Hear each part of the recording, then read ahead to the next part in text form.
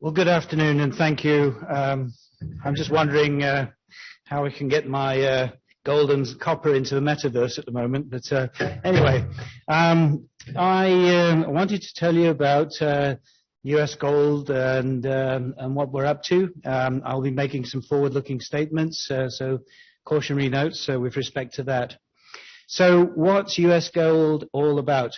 Well, our primary activity at the moment is advancing a gold project in southeast Wyoming, but we have a great portfolio of assets in Nevada, exploration assets in Nevada, and also in Idaho.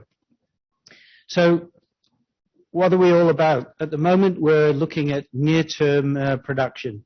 And just to go to my background, I'm 40 years in the mining business, 16 years with Barrick and Rio Tinto and Anglo American, and gosh, it goes on. But I've been operating and developing mines for a number of years. I was happily semi-retired, and I got introduced to the U.S. gold, and in particular the asset that is in southeast Wyoming. So we are really advancing that very rapidly. And my perception was that we could get this into production very quickly. And, you know, why is that important? Well, I think you've got a lot of stories about opportunities, but this thing's going to be shovel ready in a year or so. It's going to be U.S. production of gold and copper. Gold at a time when we're all wondering what inflation's going to do to the value of our money. Copper at a time when we're looking at electrification. And we've got a good ESG story as well. So with that, I'll get into the CK Gold project in a moment. As we look at exploration, we've got some fantastic assets on the major gold trends within Nevada, the Carlin Trend and the Cortez Battle Mountain Trend. Now we don't get much recognition for that at the moment, but they are in the right territory, and we'll talk about that a little bit. Also some opportunities in Idaho. So look, we're not in the traditional space for resource companies, which is the Canadian markets.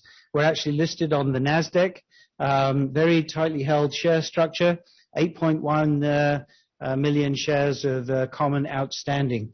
So we've got some really solid shareholders, and we trade up and down on the retail market on the NASDAQ, and you can see what's happened lately with respect to the share price. Like everybody else, we'll tell you that we're undervalued, but I really believe that we are, and I'll tell you why. So, you know, with that, I think the only other thing to mention is that we've got over $9 million in treasury at the moment. We've done all the heavy lifting with respect to our development project, and we'll be bringing that to book shortly. So we're very well positioned. We will be getting in after permitting toward development, and that will, I'll give you the time frame on that. So, you know, the valuation in terms of our peers. Well, you know, at the moment, I think the whole sector has been put to the side from the investment perception. But you know, we will be bringing U.S. Gold Corp. I think we're you know, at a PNAV of 0.13 times, and so it's a real opportunity to get involved at this particular point in time. ESG is really important to me after my career in mining. You know, I'm not about to do anything which is going to be deleterious to the environment. So we're very focused on our environmental, social, governmental aspects. We just concluded an audit, and we'll be putting something on our website with respect to that shortly. But the main activity at the moment is bringing the CK Gold project into operation. And let me just tell you where it is. We're in southeast Wyoming. So if we were in Jackson Hole, Wyoming, we wouldn't be talking here today. We're in southeast Wyoming, and southeast Wyoming is a part of the sort of resource state revenue. You know, with lots of coal mining, lots of trona mining. A lot of the state revenue comes from the resource business. Coal is in a bit of a decline, no more power stations. So Wyoming is looking to diversify its resource revenues, and copper gold is certainly on their radar, and we're getting a very positive response from the Wyoming authorities. So we're located about 20 miles to the west of Cheyenne, Wyoming, and you know, from an infrastructure perspective, you know, I've built projects down in the Andes where we've had to build man camps and roads up into the mountains and so on.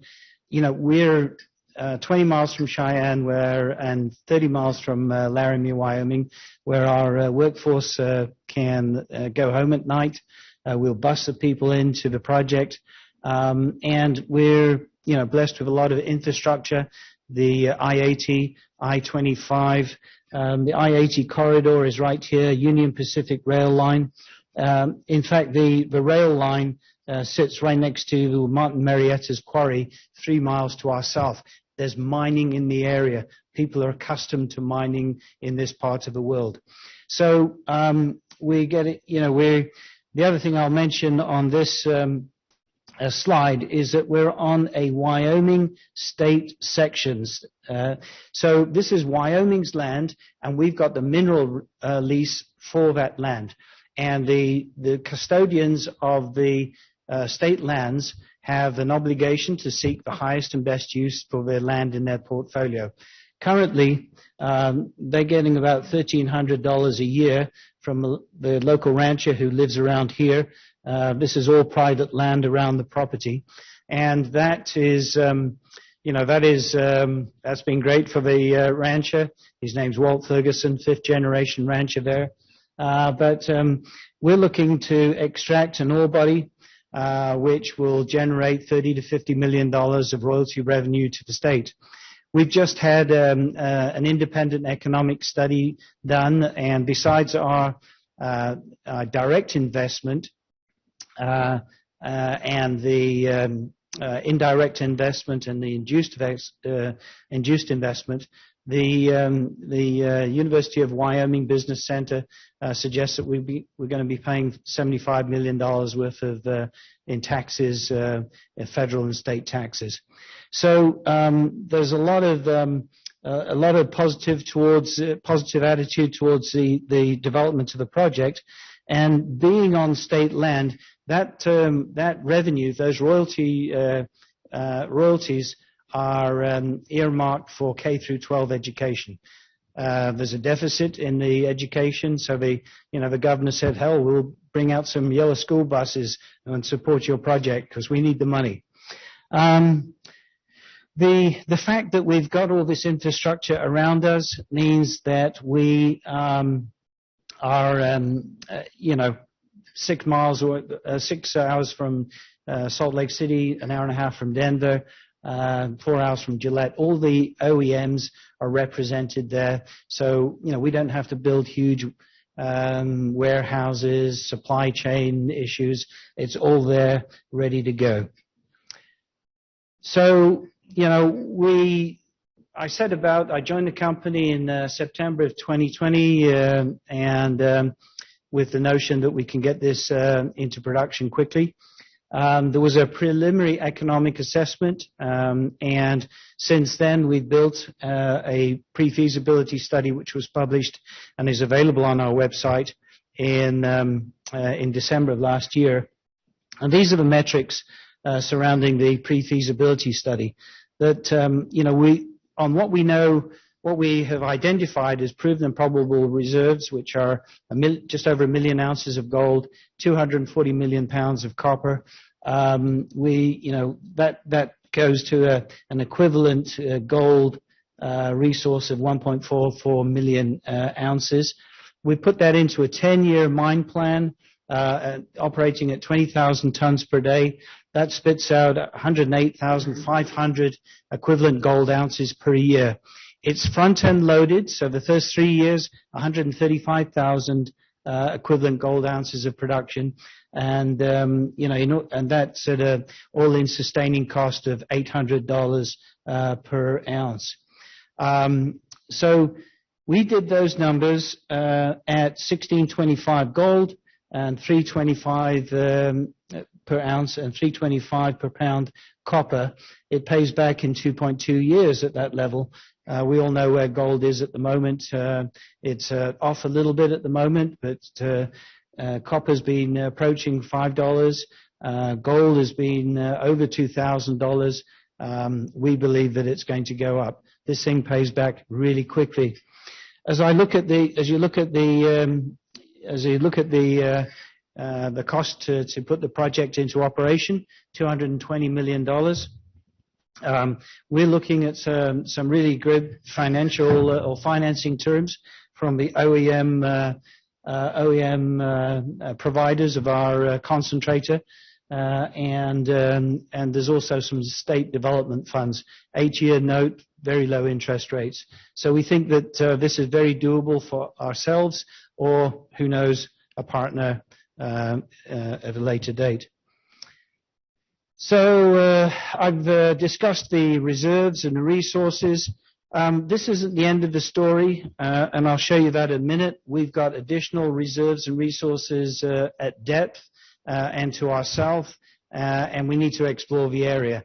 But for right now, we're working on the value proposition that I've just identified.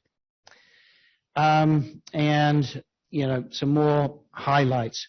So what is a project all about? How are you going to get a project permitted in the United States anymore? Well, look, we're on state section land. We're surrounded by private land, and the only potential federal government agency that was going to be involved in our business would be the Army Corps of Engineers. We had a determination in February last year that we're non-jurisdictional. So as a consequence, we are under the jurisdiction of the Wyoming Department of Environmental Quality and State Lands. Our interactions with them have been very positive, and rightly so, because we've got a very simple, clean, safe project. Essentially what happens is the pit's over here. We truck over the material that we're going to process at 20,000 tons per day into a primary crusher, stockpile, goes into a bag, a ball SAG mill, a SAG mill ball combination. We then grind the rock up, and all these tanks here are flotation tanks. So we essentially use tanks with froth flotation to lift out and pull out the portion of the rock that we've crushed and grind, which has a gold and copper in it. We then dry that and bag it and ship it off site to a smelter. The spent material that now is depleted of the copper and gold, that gets put into pressure filters so that we can reclaim the water and reuse it, and then we stack that into a tailings pile, cover it, retopsoil, revegetate. And so really, as you look at the project from the perspective of, somebody having a mine in your area, we don't have a tailings dam, which is a concern to some folks. We don't have smelters or a furnace or any kind of stack emissions on site, and we reclaim the water and essentially have not using any real toxic chemicals. So from that perspective, we've had a lot of social outreach to talk to our local folks, and they certainly understand that. And as I mentioned, we've got this type of activity just 3 miles to our south, so they understand the consequences. So this is essentially the kind of final work that we're doing beyond the pre-feasibility study, and we've finished the physical work in the field. We're collecting the data now in order to be able to analyze that and put it into a feasibility study. So we're working towards a feasibility study which will be bankable towards the mid part of the year. We're also collecting the last data, and we now have over 18 months of baseline data so that we can submit a permit to the Department of Environmental Quality. So these different color holes, exploration holes, just pushing out a little bit some of the boundaries of the resource. We've also doing a lot of work on hydrology. You put a hole in the ground, are you going to dry up people's wells or the creeks? We're not going to do that. Are we, as we expose rock, is it going to have any nasty constituents leaching out of the rock?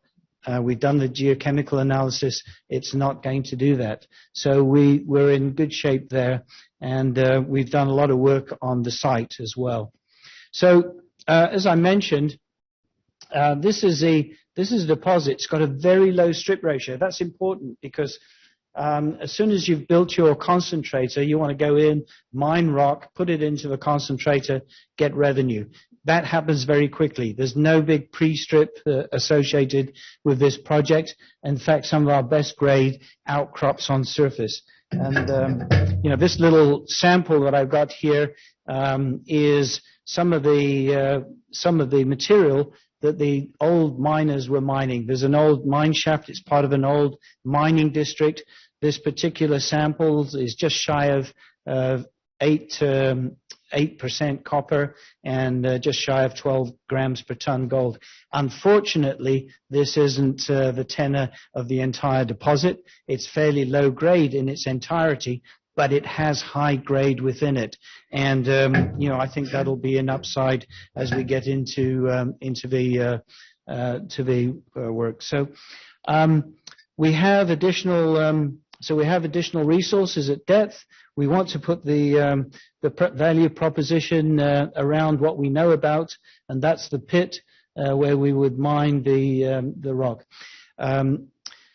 Surrounding the resource, we've actually got really, really good rock, and that is a potential source of aggregate for Cheyenne, for Laramie, for all the wind farms that are going on, for ballast, and for all the development that's going up and down the Front Range. We haven't incorporated that into our numbers, but Martin Marietta are selling rock at $18 a ton. We've probably got 30 million tons of really good rock. So there's, you can do the math. There's some additional revenue that we need to bring into the project.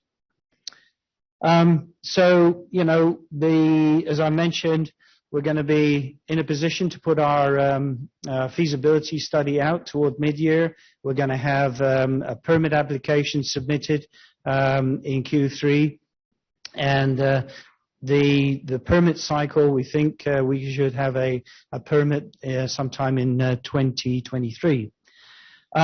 I'd be remiss not to mention our assets in Nevada and Idaho. The Barrick complex, Cortez Hills and so on, is just 10 miles away from our property. As I mentioned, we've got the Maggie Creek, which is right across the road from Gold Quarry, 28 million ounces pulled out of Gold Quarry over the year. We just found Popovich Formation, which is a formation which is the host rock for the big gold deposits up and down the Carlin Trend. I worked there for many years, drove past it, didn't know that was there. And also we have Keystone, 20 square miles of property there, which essentially is very prospective. So we'll be looking at that in due course. I'm just going to skip through these slides in the interest of time, but this is our Maggie Creek Popovich intersection is on the south end of our property. This is Newmont's Gold Quarry. We've got them very interested in what we have found. So with that, I'll just mention that another company just next door, neighbors to us, have come up with some very interesting results. We've got historic mining on our property here. We're pursuing that. So good team, good board of directors. I'm leveraging off a lot of the folks that I know to get the best and brightest on the job, and we should be seeing some news about the advancement of the CK Gold project in the short term. So with that, I think we can take some questions if there are any. Yes, sir.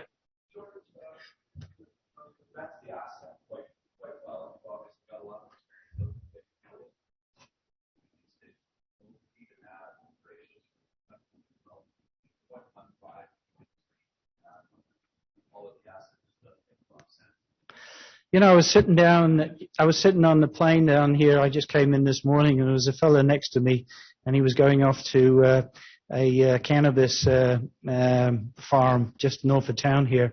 And, we've been competing for capital, with other, with other assets and asset classes. So you look at Bitcoin, you look at cannabis, things like that. There's a lot of the investment interest is being focused, and diverted. We're also looking at a situation at the moment where cash is king, and I think as soon as we de-risk this, then we will get the recognition. Yes, sir. It's about 70%. Well, it depends on the prices, but about 70% gold, 30% copper.